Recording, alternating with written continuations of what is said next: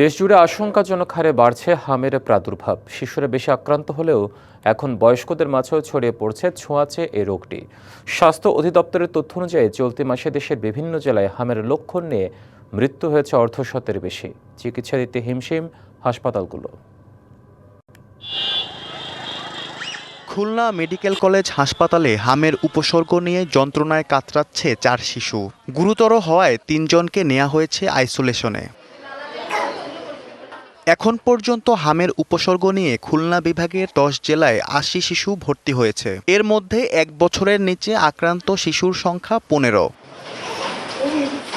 নতুন করে হামের প্রাদুর্ভাব দেখা দেয়ায় জনমনে তৈরি হয়েছে উদ্বেগ। তবে পরিস্থিতি মোকাবেলায় পর্যাপ্ত প্রস্তুতির কথা জানিয়েছে স্বাস্থ্য বিভাগ। 5টা রোগী আপাতত আছে, আমরা শীঘ্রই তাদেরকে শিফট করে 4 আমাদের যে শিশু ওয়ার্ডের পাশে যে একটা আইসোলেশন ওয়ার্ড আমরা করতেছি, সেখানে আমরা শিফট করব।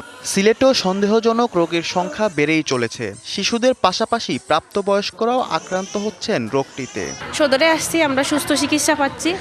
আমার বাচ্চা এখন ভালোর দিকে আছে। রোগটা অন্ততপক্ষে যেভাবে দূর হয় এই একটা চিন্তা ভাবনা সরকার করুক। শহীদ শামসুদ্দিন হাসপাতালে আইসোলেশন সেন্টার খোলার 6 দিনের মধ্যে ভর্তি হয়েছে শিশুসহ 74 জন। 26 তারিখ থেকে এ পর্যন্ত সর্বমোট রোগী ভর্তি হয়েছিল 39 জন। আজকে রোগী ভর্তি আছেন 22 জন, বাকিরা সুস্থ হয়ে বাড়ি ফিরে গিয়েছে। 22 জনের ভিতরে 3 জনের অবস্থা একটু আশঙ্কাজনক। পরিস্থিতি মোকাবেলায় সিলেটে বৃহৎ আঙ্গিকে টিকা কর্মসূচি শুরুর কথা জানান সিভিল সার্জন। ইপিএসিডির অনুযায়ী আমরা 9 মাস এবং 15 মাসে এটা টিকা দিই।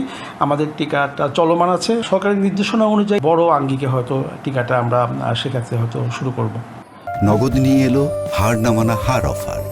সর্বনিম্ন 10,000 টাকা রেমিটেন্স নগদে পাঠালে থাকছে স্বর্ণের হার জেতার সুযোগ।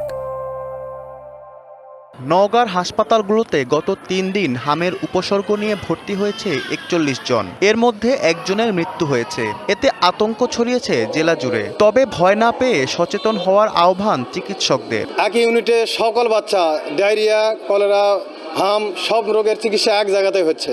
জ্বর ছিল 3-4 দিন, আর এরপরে হামটা বাড়াছে। হাম বিষয়ে আমাদেরকে সচেতন হতে হবে। জনসমাগম স্থলকে এড়িয়ে চলা, আর কোনো শিশু আক্রান্ত হলে সে ডাক্তারের শরণাপন্ন হওয়া।